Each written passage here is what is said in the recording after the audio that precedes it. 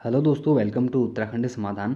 तो दोस्तों, सामान्य ज्ञान जो हमारा चल रहा है यहाँ पर 1000 प्रश्नों का भंडार, इसका हमारा आज भाग 2 है। तो इसमें भी देखते हैं कुछ महत्वपूर्ण हम 25 से 30 प्रश्नों को। तो आप लोगों के सपोर्ट से ही यह सीरीज चालू हो चुकी है अब।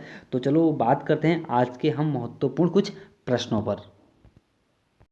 देखिए, आज हमारा जो 1000 प्रश्न चल रहे हैं, इसका आज हमारा 31वां प्रश्न है कि पहाड़ी काटकर एलोरा के विश्वविख्यात कैलाश मंदिर का निर्माण किसने करवाया था। तो दोस्तों, जो हमारा ये कैलाश मंदिर है, इसका जो निर्माण कराया था वह दोस्तों किसने करा था? राष्ट्रकूटों ने इसका निर्माण करवाया था। अगर किसी स्पेशल व्यक्ति का नाम आपसे पूछा जाए ना, तो दोस्तों ध्यान रखना हमारा किसके द्वारा, तो कृष्ण प्रथम द्वारा। अगर वहाँ पर राष्ट्रकूट ना दिया हो गया हो तो ध्यान रखना आप लोग, कृष्ण प्रथम द्वारा हमारे एलोरा के कैलाश मंदिर का निर्माण करवाया गया था। और आपको पता है कि हमारा एक हत्या जो देवाल है पिथौरागढ़ में, उसको भी हम एलोरा के समान ही मानते हैं, क्योंकि उसको भी एक पत्थर को काट कर ही उसका निर्माण किया गया है। और 32वां प्रश्न है कि निम्नलिखित में से किसने तंजौर के बृहदेश्वर मंदिर का निर्माण करवाया था। तो दोस्तों, तंजौर में जो बृहदेश्वर मंदिर है उसका निर्माण जो कराने वाले थे हमारे, वो थे राज राजा प्रथम। तो इसका बी आंसर हमारा सही है। और 33वां प्रश्न है कि रजिया सुल्तान किसकी बेटी थी। तो दोस्तों, रजिया जो सुल्तान थी हमारी, वह थी दोस्तों हमारी किसकी? इल्तुतमिश की। होता क्या है दोस्तों, जब इल्तुतमिश की मृत्यु होती है उसके बाद फिर उसका पुत्र बैठता है, फिर वो भी अयोग्य होता है, तो उसके बाद हमारी कहीं ना कहीं रजिया सुल्तान शासक बनती है। जो कि रजिया सुल्तान हमारी शासक बनने वाली प्रथम मुस्लिम महिला शासिका होती है। और दोस्तों, लगभग लगभग 1236 में गद्दी पर बैठती है। और ठीक 13 अक्टूबर 1240 को एक स्थान है कैथल, कैथल जो नामक स्थान में इसकी हत्या हो जाती है। तो ध्यान रखना, तो रजिया सुल्तान किसकी बेटी, तो हमारी किसकी? इल्तुतमिश की। 34वां प्रश्न है कि मोहम्मद गौरी का अंतिम आक्रमण किसके विरुद्ध हुआ था। तो दोस्तों, जो मोहम्मद गौरी का जो हमारा अंतिम आक्रमण हुआ था ना, वह हमारा पंजाब के खोखर के खिलाफ होता है। और 35वां प्रश्न है कि भारत में ग्रांड ट्रक रोड किसने बनवाई थी। तो दोस्तों, सभी लोगों को वाकिफ़ है कि हमारा शेरशाह सूरी ने ग्रांड ट्रक रोड बनाई थी। लेकिन दोस्तों, प्रश्न कैसे पूछा जाएगा कि ग्रांड जो ट्रक रोड है ना, वो कहाँ से लेकर कहाँ तक है। तो ध्यान देना, पाकिस्तान में हमारा कौन सा नाम है, एक पेशावर। आपको पता है पेशावर कांड हुआ था हमारा। तो पेशावर से लेकर हमारे कोलकाता तक दोस्तों, यहाँ हमारा क्या है, प्रमुख हमारा मार्ग का निर्माण करवाया था शेरशाह सूरी ने दोस्तों। फिर उसके बाद ना हमारा गवर्नर जनरल बनता है एक ऑकलैंड। ध्यान देना, लॉर्ड ऑकलैंड करके एक हमारा गवर्नर जनरल बनता है। आपको बता दूं कि वो बात होती दोस्तों हमारे 1839 की। ये ऑकलैंड क्या करवाता है कि हमारे इस ग्रांड ट्रक रोड का मरम्मत करवाता दोबारा से। लेकिन वो कहाँ से कहाँ तक करवाता, तो दिल्ली से लेकर सिर्फ कोलकाता तक। ठीक, वो हमारा पेशावर नहीं जाता है। और उसके बाद हमारा 36वां प्रश्न है कि निम्नलिखित में से कौन अंतिम मुगल सम्राट था। तो दोस्तों, जो हमारी मॉर्निंग सीरीज चलती है, हम बता चुका हूँ इस चीज़ को। तो हमारा वो था कौन? बहादुर शाह जफर, या इसको बहादुर शाह द्वितीय के नाम से भी हम इसको जानते हैं। और 37वां प्रश्न है कि पानीपत की तीसरी लड़ाई 1761 में किसकी यह जो युद्ध हुआ था किसके बीच हुआ था। देखिए, आपको एक प्रश्न का आंसर तो यही प्रश्न में मिल गया है कि पानीपत की तीसरी लड़ाई कब हुई थी? 1761 में हुई थी। और अब बात ये हो रही है कि जो युद्ध हुआ था किसके मध्य हुआ था। तो दोस्तों, जो युद्ध हुआ था हमारे, वो पेशवा बाजीराव द्वितीय और अहमद अब्दाली के बीच में हुआ था। जिसमें हमारा ये मराठा था ना बाजीराव, तो दोस्तों ये हार जाता है और अहमद शाह अब्दाली जीत जाता है। कभी आपसे पूछ रहे हैं कि अहमद शाह अब्दाली का मूल नाम क्या था, तो दोस्तों ध्यान देना, अहमद खां। अहमद खां इसका हमारा क्या था, इसका मूल नाम था किसका? अहमद शाह अब्दाली का। और 38वां प्रश्न है कि राज्यक्ष या हड़प नीति या जब्ती सिद्धांत डॉक्ट्रिन ऑफ लैप्स किसके द्वारा लागू की गई थी।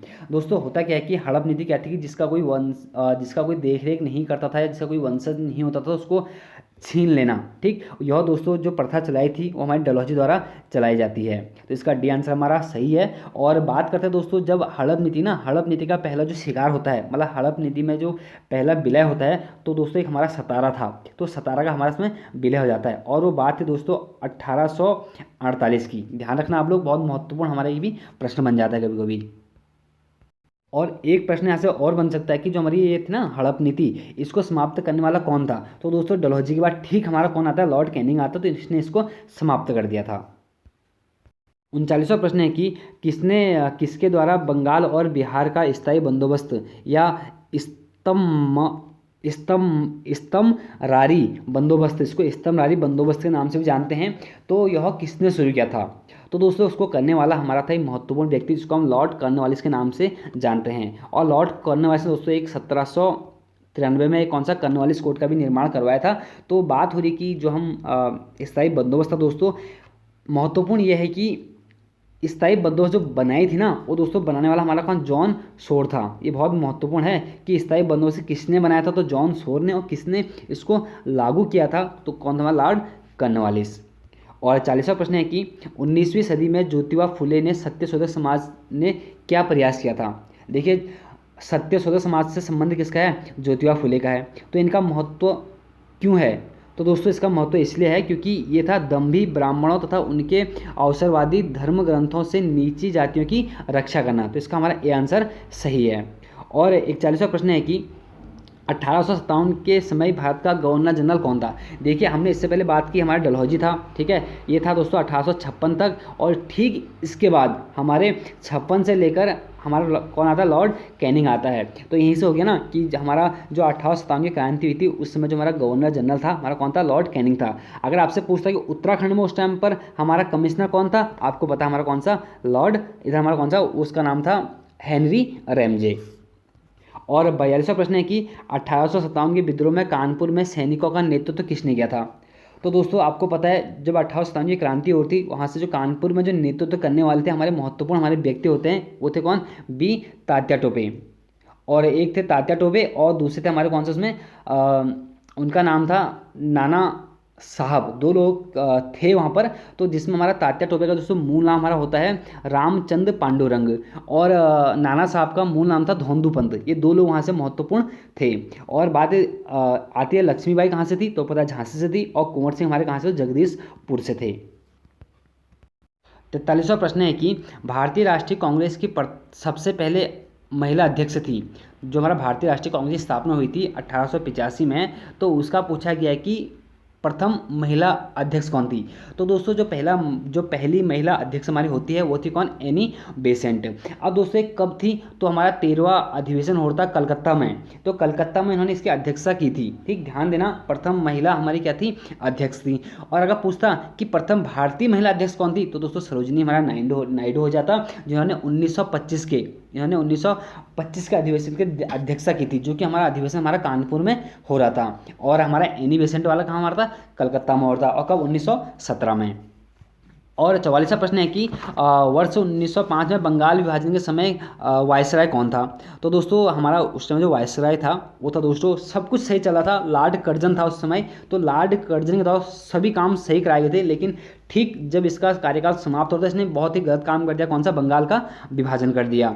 और फिर बंगाल विभाजन तो रद्द होता है 1911 के एक दिल्ली में बैठक हुई थी, जिसमें हमारे जो आज हमारी जो राजधानी है ना दिल्ली, जो कोलकाता दिल्ली लाई गई थी, उसका भी हमारा इसमें बात हुई थी ना कि 1911 वाले में, तो उसी में बंगाल विभाजन को भी रद्द कर दिया गया था। फिर बाद में जो राजधानी होती है कलकत्ता दिल्ली, 1912 में ये आ भी जाती है। 45वां प्रश्न है कि महात्मा गांधी ने सत्याग्रह क्रियाविधि सबसे पहले कहाँ प्रयुक्त की थी? तो दोस्तों इन्होंने सबसे पहले कहाँ की थी, चंपारण, बिहार में की थी, सभी लोगों को पता है, इसका भी आंसर सही है। और 46वां प्रश्न है कि कांग्रेस ने भारत छोड़ो आंदोलन का प्रस्ताव किस वर्ष से पारित किया था? तो सभी लोग वाकिफ हैं, हमारा आंसर है कौन सा, डी, 1942 में। और 47वां प्रश्न है कि कौन सा भारतीय स्वतंत्र भारत का पहला गवर्नर जनरल बना? तो दोस्तों कौन थे हमारे, सी राजगोपालाचारी जी। तो इसका सी आंसर हमारा सही होता है। और 48वां प्रश्न है कि भूदान आंदोलन किसने प्रारंभ किया था? तो दोस्तों हमारे प्रसिद्ध व्यक्ति थे भूदान आंदोलन को प्रारंभ करने वाले, वो थे कौन, हमारे सी विनोबा भावे जी। और 49वां प्रश्न है कि बंगाल में एशियाटिक सोसाइटी 1784 जो स्थापना कराई थी उसके प्रवर्तक कौन थे? तो दोस्तों उस टाइम हमारे कौन थे, सर विलियम जॉन्स थे। तो इसका बी आंसर हमारा सही हो जाता है। और 50वां प्रश्न है कि हमारा राष्ट्रीय गीत कौन सा, वंदे मातरम, कहाँ से अलंकृत है? तो दोस्तों बंकिम चंद्र चटर्जी का एक हमारा प्रसिद्ध होता है कौन सा, आनंद मठ। तो आनंद मठ से हमारा लिया गया कौन सा, वंदे मातरम। इसका डी आंसर हमारा सही हो जाता है। और 51वां प्रश्न है कि देवदास उपन्यास के रचनाकार कौन है। दोस्तों बहुत अच्छा प्रश्न है, एग्जाम पूछा गया है कि देवदास उपन्यास के रचनाकार कौन है करके। तो ध्यान दो दोस्तों, इसका बी आंसर सही हमारा शरद चंद्र चट्टोपाध्याय। 52वां प्रश्न है कि भारत में सचिव का पद किसके द्वारा निर्मित किया गया था। तो दोस्तों भारत में जो हमारा सचिव का पद है, अगर शुद्ध रूप से तो राज्य सचिव इसका होना चाहिए, ठीक है, राज्य सचिव करके। तो इसका हमारा सही आंसर होगा कौन सा, बी, भारत शासन अधिनियम 1958। और 53वां प्रश्न है कि भारतीय संविधान सभा की प्रारूप या मसौदा बोलते हैं उसको, तो इसके समिति के अध्यक्ष कौन थे। तो सभी लोग वाकिफ है दोस्तों, वो हमारे कौन थे, सी, डॉक्टर भीमराव अंबेडकर जी। और 54वां प्रश्न है कि गणतंत्र होता है। दोस्तों गणतंत्र क्या होता है, ठीक, देखिए केवल एक लोकतांत्रिक राज्य, गलत ना, और अध्यक्षीय पद्धति का शासन करना, तो गलती हो गया, और संसदीय पद्धति का शासन राज्य, गलत। अगला कि राज्य जहां एक अध्यक्ष वंशानुगत रूप से ना हो, बिल्कुल सही है दोस्तों, क्योंकि हमारे यहाँ पर कोई वंशानुगत पद नहीं होता है। तो इसका डी आंसर हमारा सही हो गया। और 55वां आज का अंतिम प्रश्न है कि भारत एक धर्मनिरपेक्ष देश है, इसका तात्पर्य क्या है। तो दोस्तों इसका जो हमारा सही आंसर होगा वो होगा कौन सा, यहाँ पर इसका तात्पर्य क्या है ना। तो इसका देखिए, सभी नागरिकों को भाषण देने की स्वतंत्रता है, तो ऐसा तो खैर नहीं है। उसका राज्य स्तर पर कोई धर्म नहीं होता है दोस्तों, बिल्कुल ठीक है। और सभी नागरिक कानून बनाने के सामने सामने समान है, सभी नागरिक कानून के सामने समान हैं, गलत। और अगला कि सभी वयस्कों को चुनाव में मत देने का अधिकार है, सभी वयस्कों को। तो दोस्तों जिसका हमारा सही आंसर है वो हमारा कौन सा, वो है बी। बाकी आप लोग एक बार कमेंट करें इसका आंसर क्या हो सकता है। तो दोस्तों मिलते हैं नेक्स्ट वीडियो में, बाकी साथ बनाए रखें। बहुत अच्छा लगा आप लोगों ने कल कमेंट किया, आप लोगों के सहयोग से उस सीरीज हमारे यहाँ पर चालू हो चुकी है। बिल्कुल 1000 प्रश्न देखेंगे, वो भी टॉप 1000 प्रश्न, तो आपको इसमें बहुत कुछ देखने को मिलने वाला है। तो मिलते हैं नेक्स्ट वीडियो में। जय हिंद, जय भारत।